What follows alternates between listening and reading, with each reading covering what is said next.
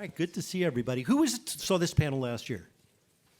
All right, deja vu all over again. So after 25 CESs, I walk around not knowing what even year it is or what hotel I'm staying at. So, but this is always a great panel.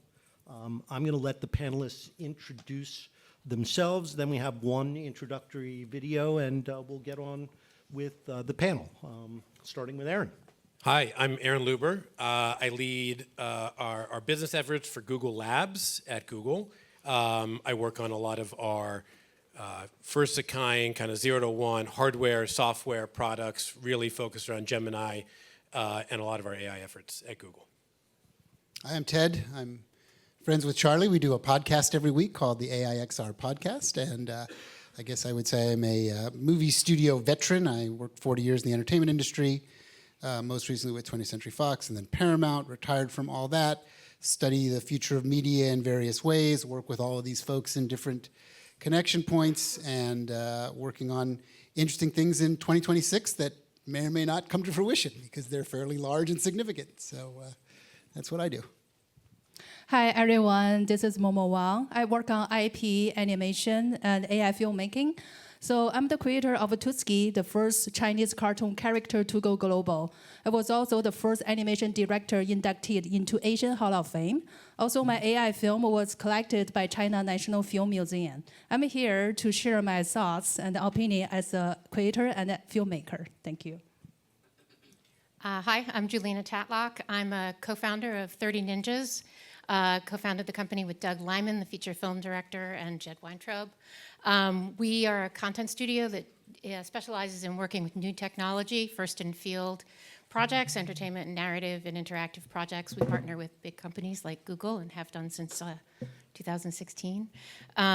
Most recently, in the past couple of years, created story extension experiences where you speak to and collaborate with a character from the story with our latest project, which was a film and then a story extension, where it's driven by AI, essentially an AI in-story character that you collaborate with and speak with to complete the experience.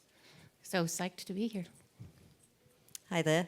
I'm Leila Mirsadeghi. I work at Microsoft. I started out in mixed reality and then was the product manager for AltSpace VR and Microsoft Mesh. And in the last couple of years, I've been working on the AI innovation and acceleration team, so everything across retail and CPG to construction and manufacturing, bringing first to market or highly scalable solutions to play. So before we get to Christina, I would like to say the reason I don't introduce the panelists is that I can't say Leila's last name.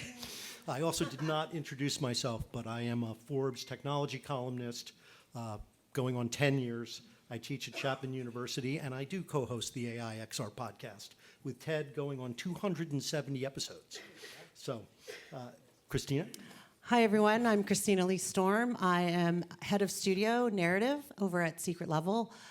Secret Level, we are a premier AI native entertainment studio. And for the last 2.5 years, we've been working basically on professional projects across brands, as well as working with Hollywood studios. And I'm very excited to show a trailer. We just are launching it. This trailer actually shows some of the most advanced, cutting-edge use of the technology.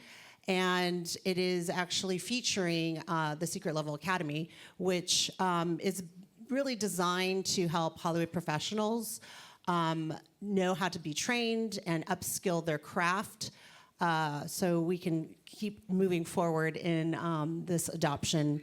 So I'm going to show, it's a quick trailer here.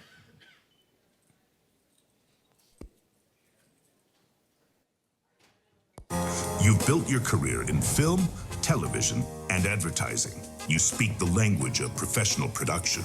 And over the years, you've broadened your knowledge of new equipment, new techniques, and new workflows. And now, AI is here. And the best people to help you adapt are the professionals who are already doing the work. Introducing Secret Level Academy, the first AI filmmaking masterclass built for professionals like you. Designed by the team at Secret Level, an AI native entertainment studio delivering award-winning work for global brands and Hollywood studios. This isn't theory. This isn't tips and tricks. This is a deep dive into the techniques and workflow of a new era of AI-driven production. You'll learn how to bring still images to life with motion, performance, and direction. How to work in different styles from realism to animation. How scenes are designed, animated, refined, and delivered. How to create any characters, style them, and place them in cinematic worlds. How to incorporate new techniques to enable hybrid workflows with live action. How to deliver complex visual effects in a fraction of the time. And how real AI native productions actually get made, from ideating in LLMs to outputting with upscalers. This is a course built from Secret Level's experience on years of professional projects, using a studio-proven workflow shaped by real-world experience. So come learn from the best in the business. People who speak your language. And take your career to the next level. Secret Level Academy, a professional masterclass for the next era of production.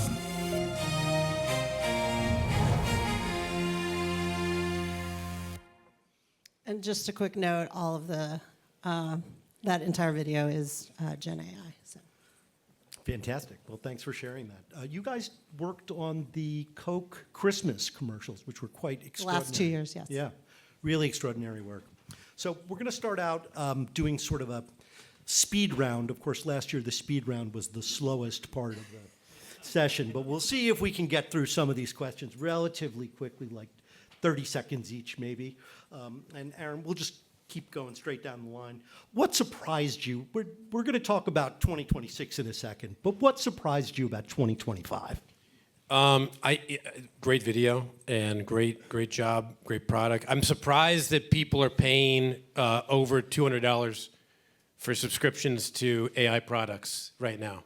Paying a lot of money for ChatGPT Pro, Gemini Ultra, products that create things like that. So I was very surprised, and there's a lot of people out there that are doing it, and it's really exciting to see that that's been happening more and more.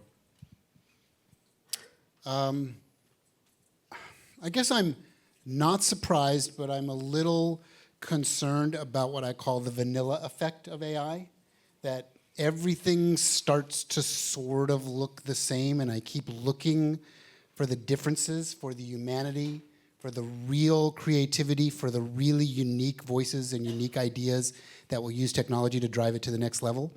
I feel like we're maybe still sitting in the age of spectacle, where people are using the technology, trying to figure out how to adopt the technology, but everything just kind of looks a little dull and similar. And I'm waiting for those breakout moments where there's that first big giant thing that everyone's talking about, not because it was generated with AI tools, but because it resonated with us as humans. Yeah, but you know that's going to happen. I hope so. Not hope, it will. Okay. Well, I think if we think about all of like the development and all the times we've spent talking about mobile, internet, apps, everything like that, we went through this period where things felt very vanilla. Mm-hmm. And that is happening and has happened. And we're, I think, needing a little bit of time for it to break through into a moment that gets beyond hope. Let me say this about that just to add on. The story is the only thing that matters. We are getting to the point, if we're not there already, where you can't, we can tell. I can tell when a character has an AI accent or an AI movement to their performance, but most people can't tell. And so what matters then is the story and whether or not you empathize with the character and whether it accomplishes the goals that we try and meet when we make great content. Sorry. Yeah, I definitely agree. The story is still the most important part for AI filmmaking. And then actually there was two things really surprised me for 2025. The first one, that's the arrival of Sora 2. That's definitely push everybody, like all the companies, to upgrade their tools, also the workflow. And the second thing I was super surprised that what's happening in China is just huge. Usually when we're in US, when we see AI film studio that have over 20 people, we call that big studio. And then last month, I visited a AI film studio in Beijing, and they have over 200 AI filmmakers, and they were producing high quality content. And then there was just the beginning. They are planning to having 100 more this year. And then that was just one of many AI studios in China. I was super surprised because I feel, wow, the world is definitely moving faster than we often realize. I think I'm going to take a different direction, but what really surprised me, I mean, yes, what there is going on in video and filmmaking and generative AI is amazing, but the giant leap to natural language, LLMs, and Gemini Live, and the ability, and other LLMs as well, although we've been most recently creating with Gemini Live, that ability to speak to an AI language model and to create a character that speaks and responds so naturally with context, with a short-term context. There are tricks that you have to do in order to make the context window larger to make it part of your story. But that was astronomical. Like in the beginning of the year, it didn't exist. And we were lucky enough, and it was scary enough that the natural language models were released 2 months before we were releasing. We immediately embraced it, and it transforms the conversation. So I think that's only going to get more and more interesting. And now with the native audio and the multimodal inputs of the ability to take in camera and audio at the same time and speak, that gives you an opportunity there that's really unparalleled, I think, for both narrative and for utility. Yeah, that's a really good point. I think I'd say pleasantly surprised would be, I don't think spatial computing is considered niche anymore. I mean, it's cross-industry. Same sort of design principles you'd use around that make an immersive story work can be applied to making a digital twin useful. And so I think it's becoming a default interface pattern, and we're seeing that, and that's really, it's really awesome, especially for those that have been in the space for a long time. I think I was surprised, not surprised, that I thought maybe we would be adopting a little bit faster, quicker. I think for Hollywood specifically, there was just a moment where we were all sort of needing guidelines. We were needing a place to sort of what's the pathway to this? How do we do this? And that was great to see that happen. From the Television Academy, I helped guide the key considerations, but you also had Netflix come out with their considerations.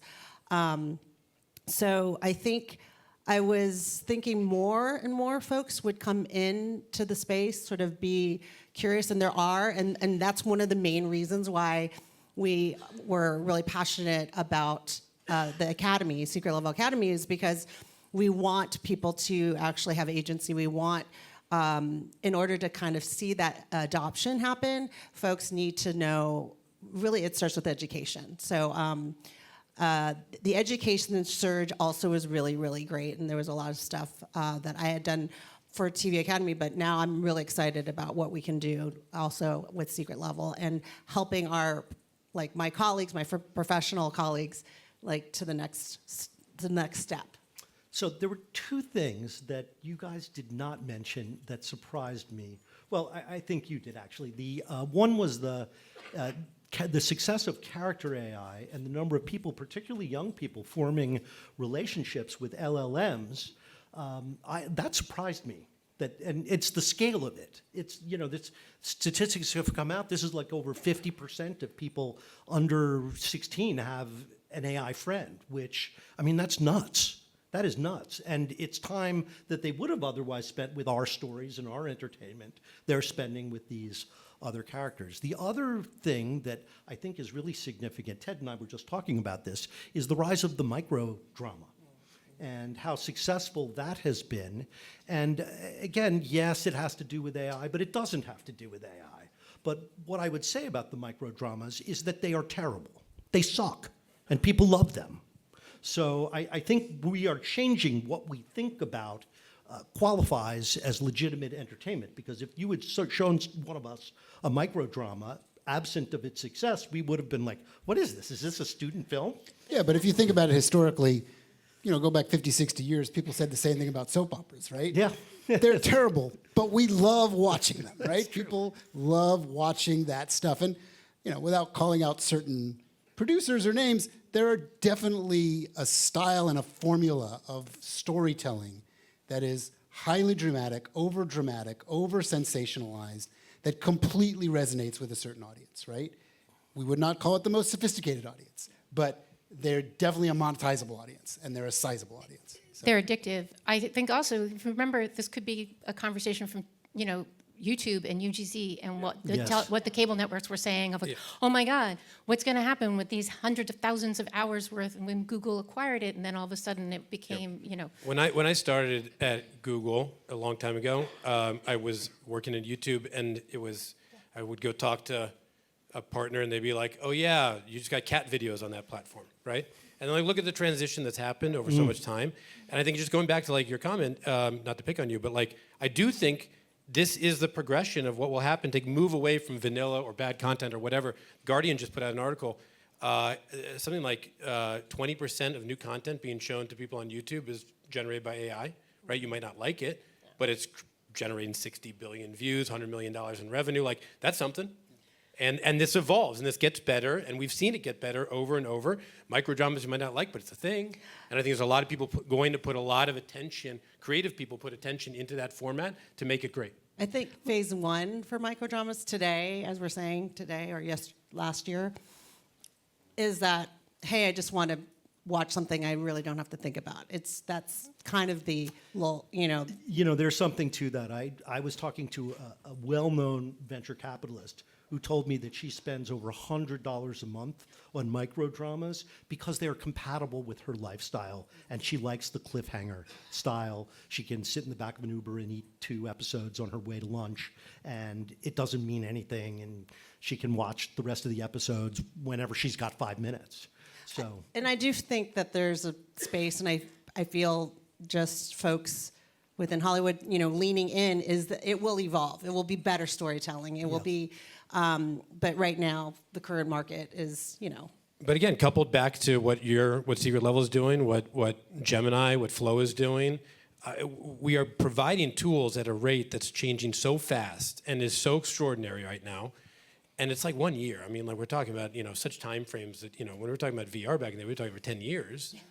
So like things are happening very, very, very, very quickly. I actually think they're happening faster than they've ever happened.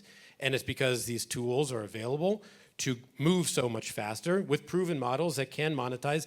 Again, many creative people will jump into this, and they'll just keep pushing the boundaries really, really quickly. Yeah, I keep changing my math on this sort of biz dev discussion I have, which started out as people are making 10 times the amount of content for 1/10 of the budget. Last month I was saying people are making 100 times the amount of content for 1/100th of the budget. And it's probably getting into a point now where it may be 1,000 times more content for 1/1000th of the budget. To sort of put a point on it that, like, how far does this go, right? How much content will we as humans be able to create and absorb? Yeah. Already it's way too much. and I think that goes back to Charlie's point. It has to go back to story. Like, we have to really tell great stories, and that's what that's our goal, is to tell we them. have to tell great stories, but the people who are consuming the content like cat videos. And for example, I have a guilty pleasure. I like sailing videos, but I don't watch them anymore because 3/4 of them are fake. And so it's making us question what is real, what's entertainment, and what is authentic content created by real people. So I think what's going to happen is that we're going to start to change the way we think about entertainment and what a movie is, or what, television is no longer a 22-minute half hour, right? All that's going to change. I wouldn't be surprised we're sitting here a year from now having a similar conversation about how things have changed once again very rapidly. We've defined some of these things, figured out some of these things. You're totally right about like a sailing. I love woodworking on YouTube. If I start watching fake woodworking, I'm not going to like that. Yeah. But I have a feeling like people will adapt to that. They'll adapt to it very quickly. Maybe we'll have social media that has no AI in it, right? That is just authentic people. But I think story is not just going to be on a screen. It's not just going to be viewable. It becomes, it's around you. So I think that's the difference is we're moving from storytelling on screens to storytelling in spaces. And I think that's where AI is going to take us. Well, here's a follow-up question for that, Layla. When we talk about AI smart glasses, so now we're talking about wearable devices with a display. We have Meta's Ray-Bans, I guess Meta display glasses. At this show, we're going to see much more of the Android XR operating system. How is this the year? I mean, we've been talking about this for a long time. Every year on this panel, we're like, is this the year? So let me ask our annual question. Layla, is this the year? I mean, we're definitely getting closer. I'd say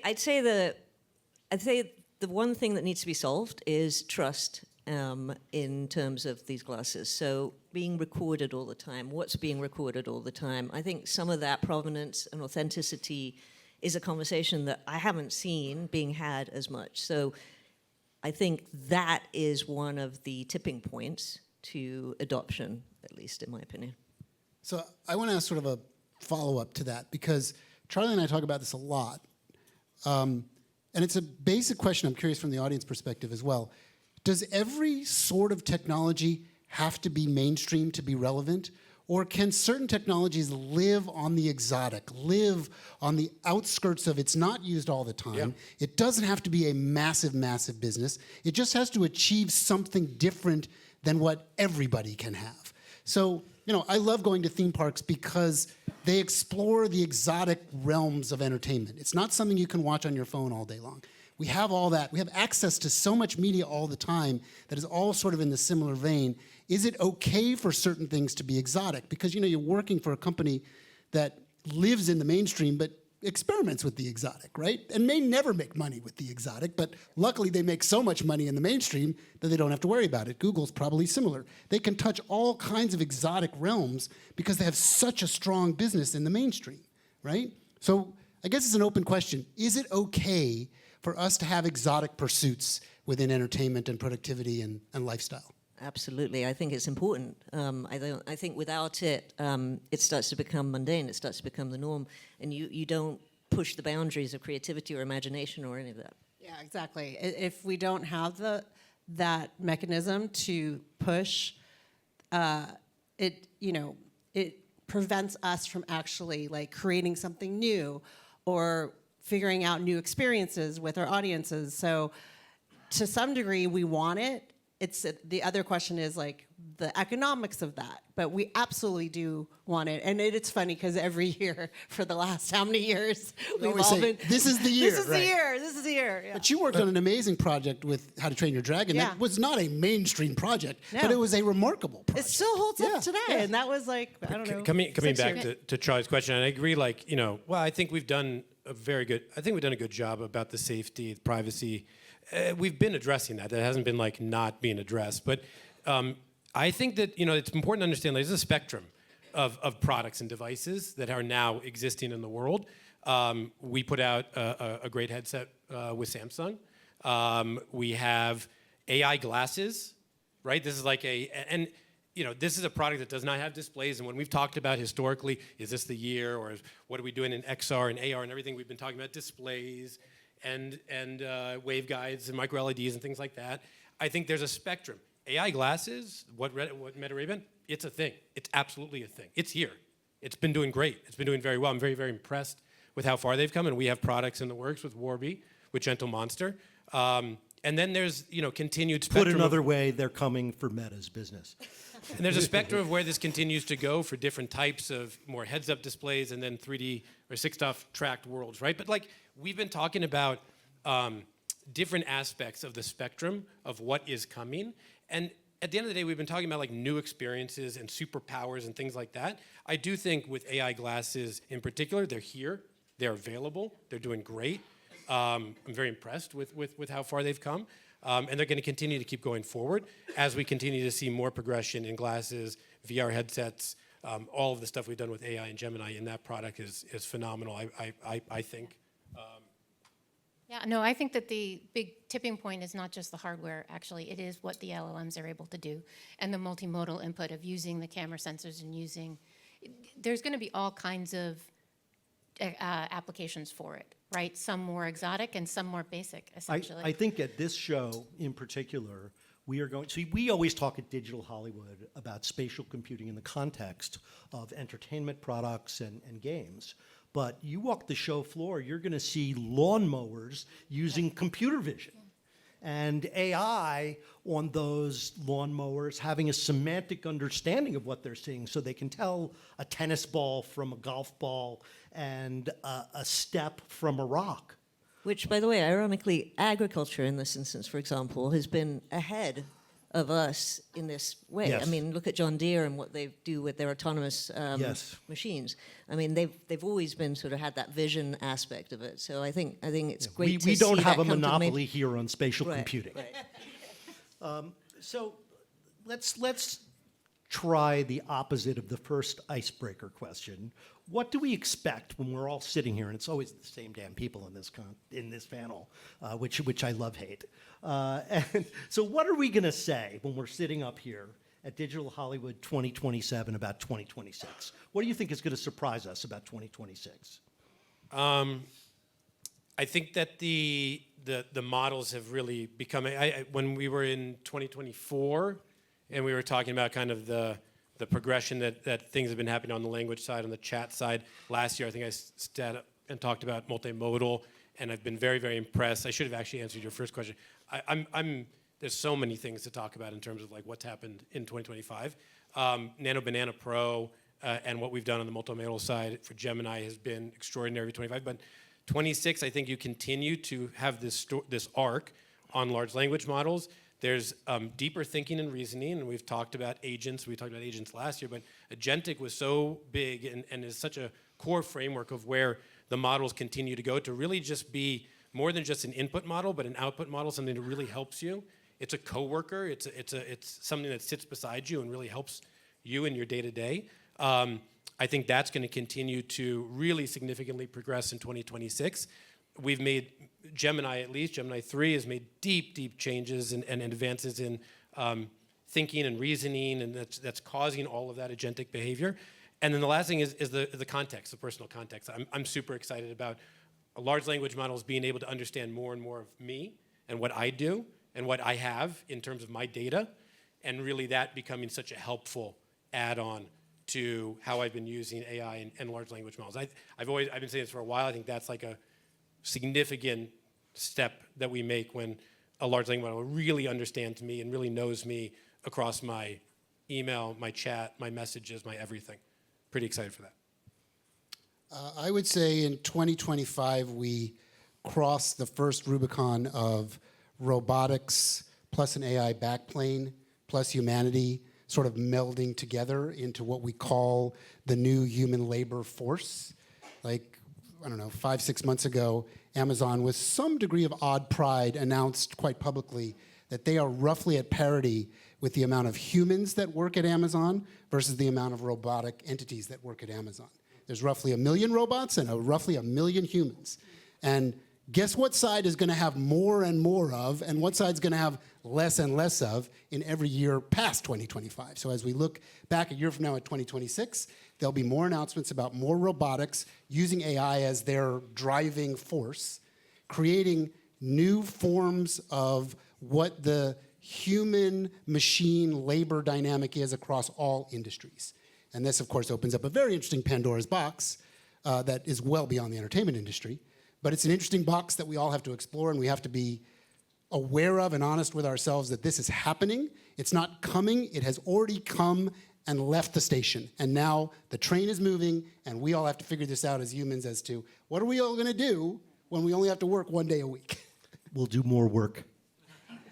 Yeah, I definitely agree, and I actually saw the AI human labors already. There's a small city like production workshops. The teams just work on, like like AI, like assembling slide, like to work on AI. Like a group only do the prompts and the script, and another group only do the generating videos. So I feel in the future, like in 2026, I will feel that's a big year for the content creating, because I believe in the future gonna split in two. One is there will be still very expensive and then high quality content with the best idea, best craft, or very cheap and fast disposable content which made at a scale. So there will be only those two type of the content in the future. There's no middle ground anymore. And then I feel the AI it didn't lower the bar to create. It actually set a higher bar to be noticed in the future.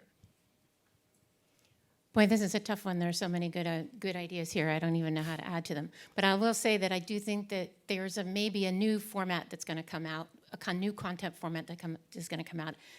I had mentioned UGC and YouTube. That also corresponded with the golden age of television, right? Where you were going into the opposite direction with Vince Gilligan, with Breaking Bad and with House of Cards and with all of, everything we think of as right now we take for granted is great TV. So I do think that there will be a swing in that way where the true craftsmen and craftswomen, craftspeople, come to the forefront, essentially, that bring out the humanity in the story. And driven by performance, by human performance, by humans, and reflect our experience.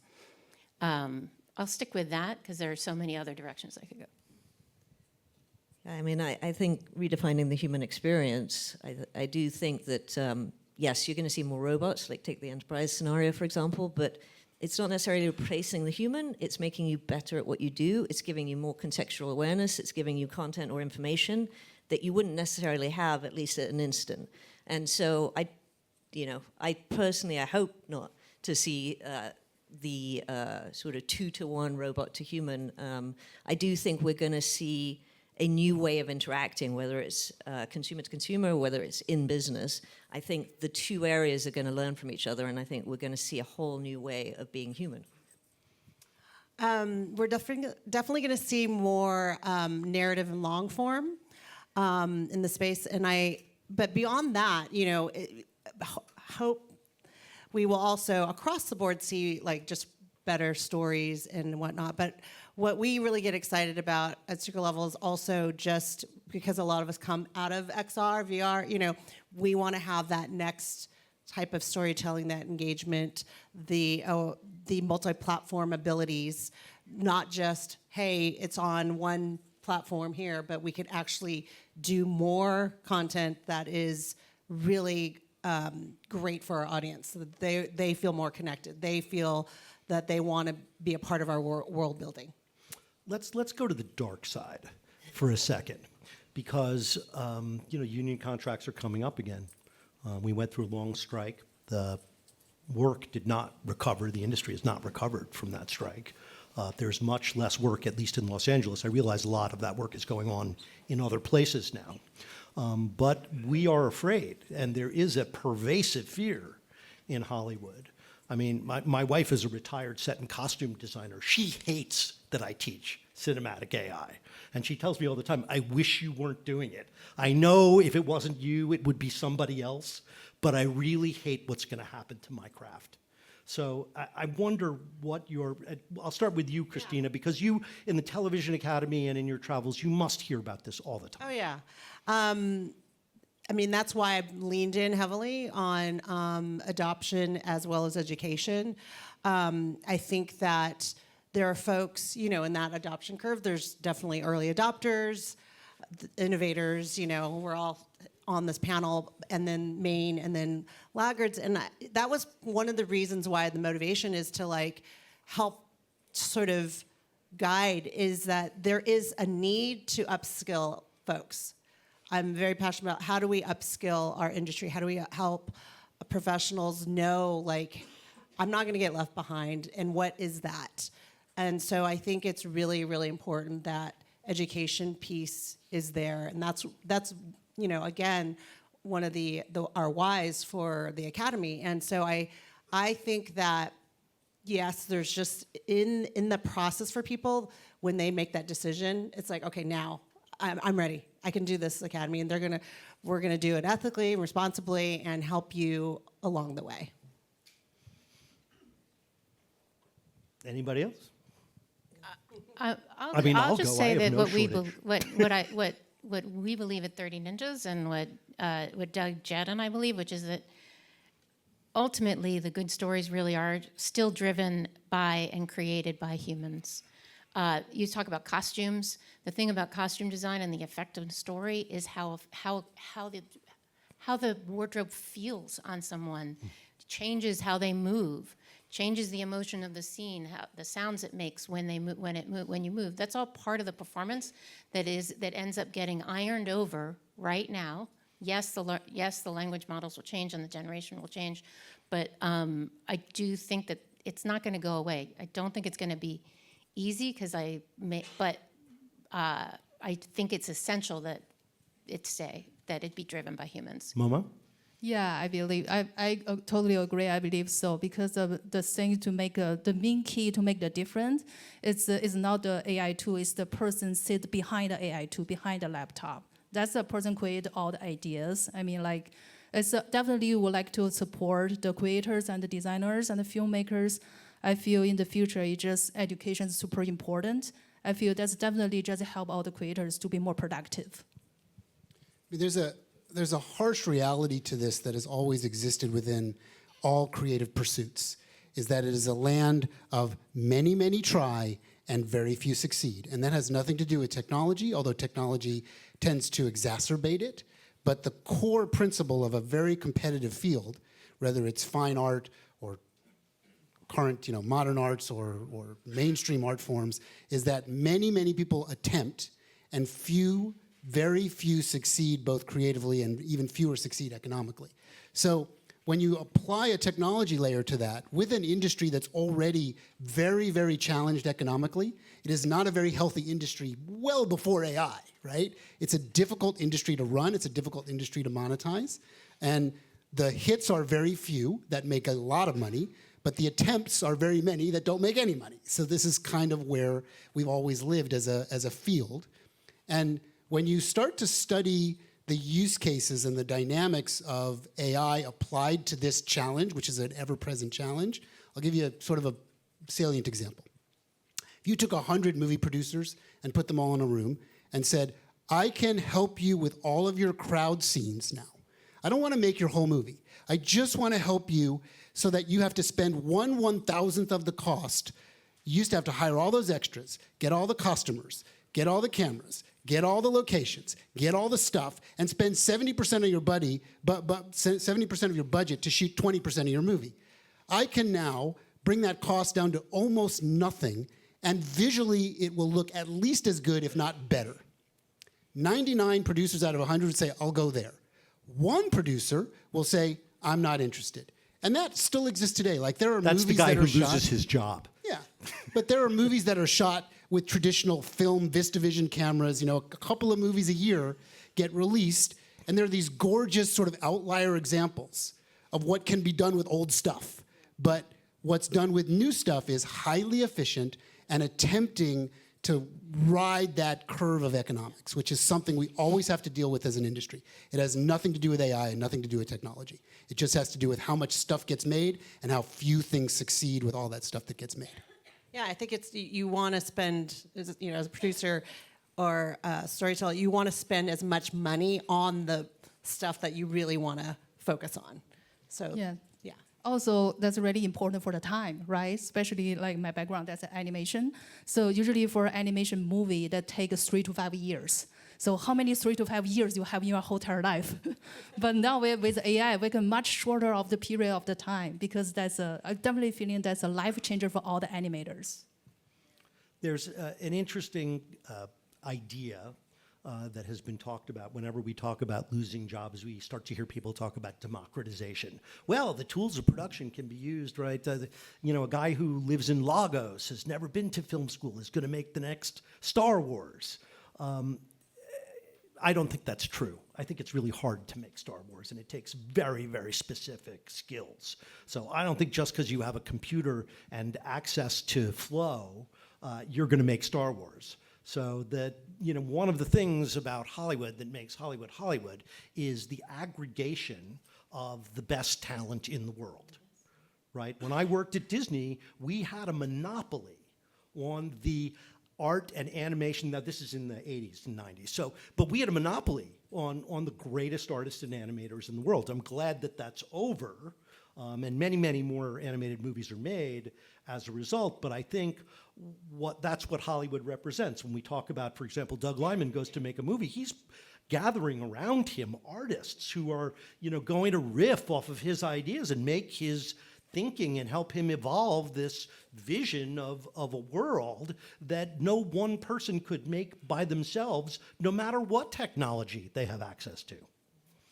Yeah, I mean, you use Doug as an example, but in Edge of Tomorrow, they built Tom Cruise does all his own stunts, and as does Doug. Doug wants his actors to do as much of that as possible because you can feel the danger. Yes. And no matter what, you're going to feel Yes. those little micro, even with Tom Cruise is an amazing physical specimen, being able to hang off planes and things like that. But you can still feel that humanity and that fear, Yes. which That emotional. Yeah. That's a great place for us to wind up our panel. We're out of time. So we'll have to continue this conversation next January. It's great to see you guys. Thanks, everybody, for sitting in. And I'm sure the Thank you. panelists will be happy to Thanks, chat Charlie. with people after. Hey, Charlie.